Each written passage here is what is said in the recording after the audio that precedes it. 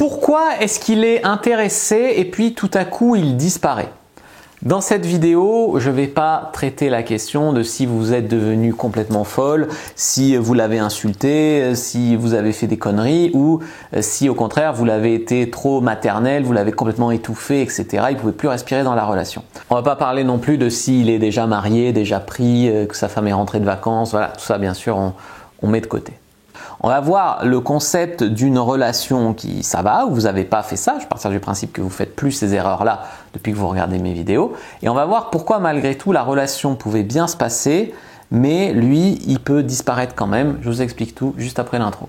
Mais avant de commencer, je vous offre un guide gratuit sur la séduction ainsi qu'une série de conseils gratuits eux aussi par email. Pour les recevoir, si vous êtes intéressé, c'est très simple.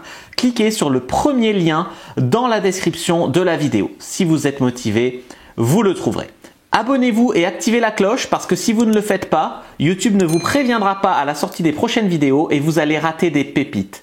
Mettez un like pour me faire savoir que vous pensez que cette vidéo est utile et pour que j'en fasse d'autres comme ça ou sur ce thème-là. Si vous pensez que ce contenu est utile, partagez-le en public ou en privé, je comprendrai. Vous pouvez aussi me laisser un commentaire, je les lis tous et j'y répondrai avec grand plaisir. Peut-être que dans la relation avec vous, il ne se sent pas validé comme un bon partenaire. C'est quelque chose que beaucoup de femmes sous-estiment, c'est qu'on a besoin dans un couple d'être validé comme un bon partenaire. Au début, vous pensez qu'en faisant la hard to get ou la fille pas acquise ou ci ou ça, il va s'accrocher, il va faire ses preuves, il va vous montrer qu'il est le bon pour vous. D'une certaine façon, ça peut durer quelque temps. Mais si malgré des efforts, il n'y a pas de répondant, ça ne va pas dans les deux sens, c'est-à-dire qu'il donne, il fait de son mieux et vous, il vous plaît mais vous ne le montrez pas parce que vous ne voulez pas être acquise ou parce que j'en sais rien, le mec au bout d'un moment il va se dire ok, cette fille, je n'arriverai pas à être un bon partenaire pour elle, je sens que je ne la comble pas, que ce que je propose ça ne lui va jamais, je vais y renoncer.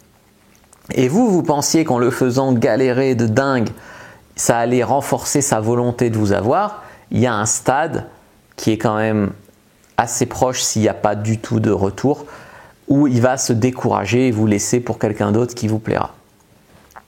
Sinon, il faut bien comprendre que les hommes ne comprennent pas vraiment les émotions par rapport aux femmes. Vous êtes un être d'émotion beaucoup plus que nous. Nous les hommes, on est beaucoup plus cartésiens, rationnels, matheux, etc. Je ne dis pas qu'il n'y a pas de femmes matheuses, mais enfin globalement, vous êtes beaucoup plus dans la psychologie, dans l'émotion, etc. Sans vouloir faire des clichés et choquer nos amis de la théorie du genre, bien que cette théorie est une énormité.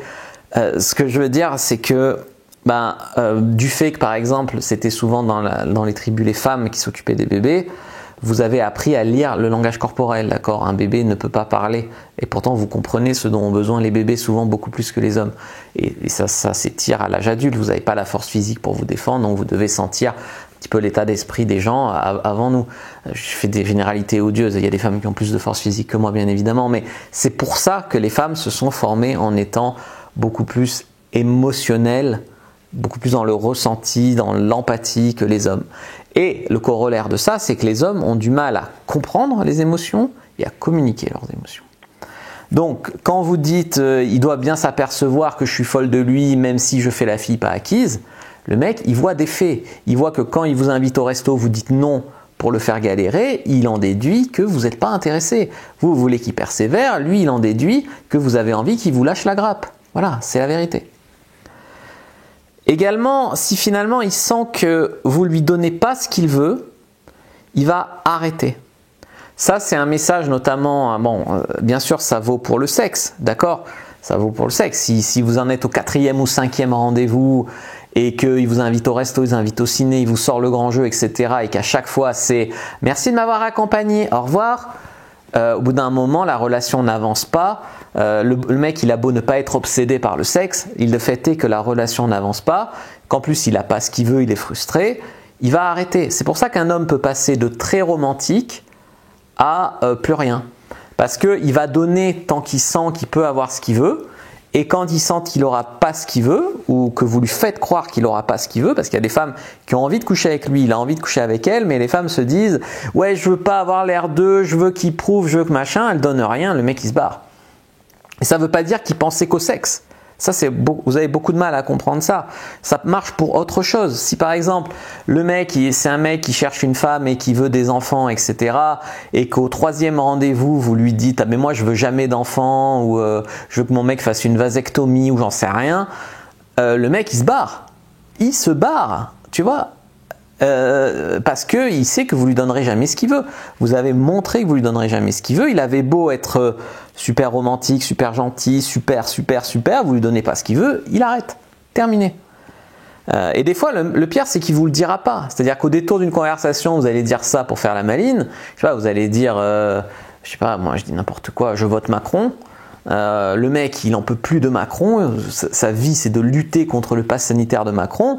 La fille, elle lui dit, elle vote Macron. Il va pas lui dire, t'es qu'une connasse, tu te rends pas compte ce qu'il inflige aux gens. Non, il va dire, ah tu votes Macron, ok. Bon, bah je dois y aller, bonne soirée, voilà. Et puis il rappelle plus. Et voilà, parce qu'il va aussi éviter le conflit. Il va pas forcément, enfin les hommes ont tendance à éviter les conversations compliquées comme ça. C'est pour ça que des fois ils disparaissent et vous comprenez pas trop pourquoi. Mais un homme aussi, il veut être spécial, il veut ne pas être en compétition.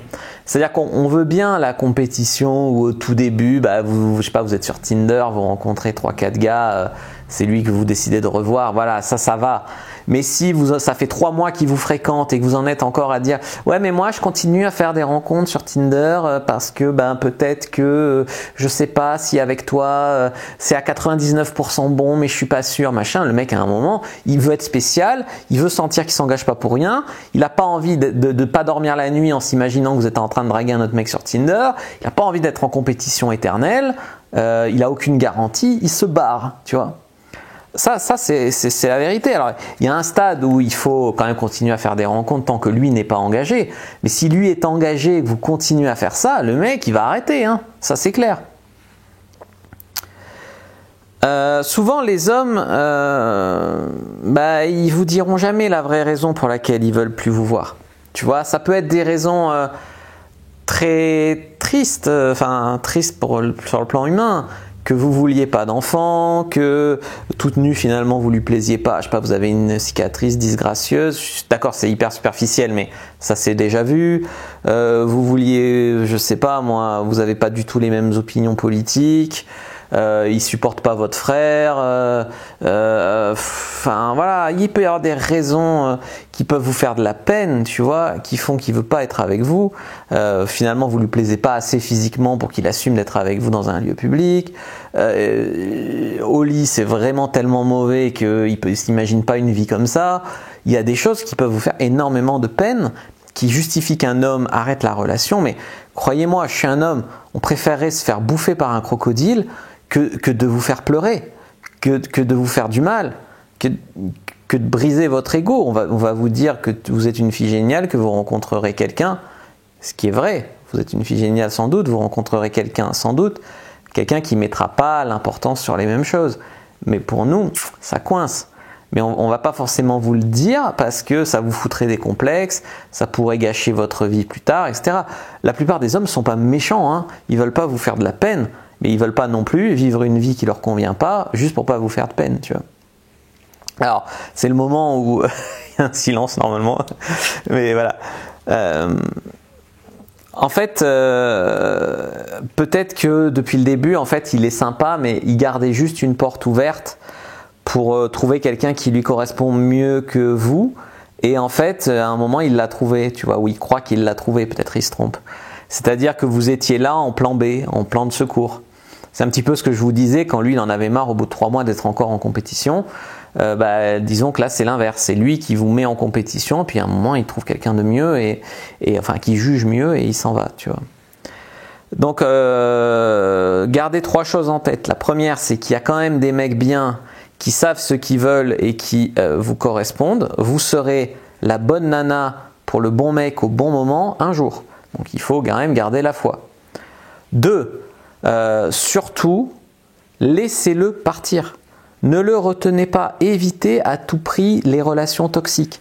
Je vois trop de femmes qui, quand un mec comme ça, hein, elles le supplient de rester, elles tirent la relation, elles espèrent qu'il va changer d'avis, elles espèrent au bout de 6 mois encore le convaincre, elles espèrent, voilà. Ça ne laisse pas d'espace dans leur vie pour que le bon rentre. elles se focalisent sur cette relation complètement étouffante, toxique, dysfonctionnelle qui les fait souffrir parce que en plus qu'elles luttent, elles ont toujours peur de le perdre, elles ont toujours peur que finalement ça finisse, elles ont toujours peur de ne pas être à la hauteur. Cette relation, ça les intoxique de ouf, mais elles persévèrent là-dedans en ne laissant pas d'espace pour la bonne personne avec qui ça va dérouler simplement. Voilà, et donc là, elles se privent aussi de belles rencontres en s'enfonçant dans ce genre de relation. Donc à un moment, si ça devient compliqué comme ça et tout, laissez-le partir. 3.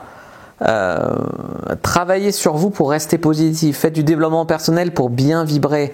Si vous vibrez mal à cause des connards, à cause de votre passé, d'une mauvaise expérience, d'un truc, vous attirez que des gens qui vibrent mal aussi, donc potentiellement des gens très dysfonctionnels, très négatifs, très toxiques. Donc travaillez sur vous déjà pour vibrer bien, et c'est comme ça que vous allez changer les rencontres que vous ferez des rencontres qui marcheront mieux, qui seront plus qualitatives. D'ailleurs, si vous êtes vous-même dans le maussade, dans le noir, etc., que vous rencontrez quelqu'un de bien, vous n'allez pas accrocher avec lui, d'accord ? Le mec, il va se dire, mais attends, c'est quoi cette dépressive ? Ça va pas, tu vois ? Alors vous dites oui, mais si c'est le bon vraiment, il prendra soin de moi. Il te connaît pas, il te connaît dépressive. Non, c'est comme toi. Si tu rencontres un mec qui fait que pleurer, qui est dépressif, je suis désolé. Ta première réaction, c'est pas de vouloir le soigner, c'est de vouloir t'en trouver un qui est pas une femmelette. Voilà, c'est la vérité. C'est aussi dur la vérité, mais c'est ça. Voilà, j'espère que cette vidéo vous a plu. Si c'est le cas, vous savez quoi faire. Moi, je vous dis à bientôt et que le dieu de la séduction soit avec vous, les amis.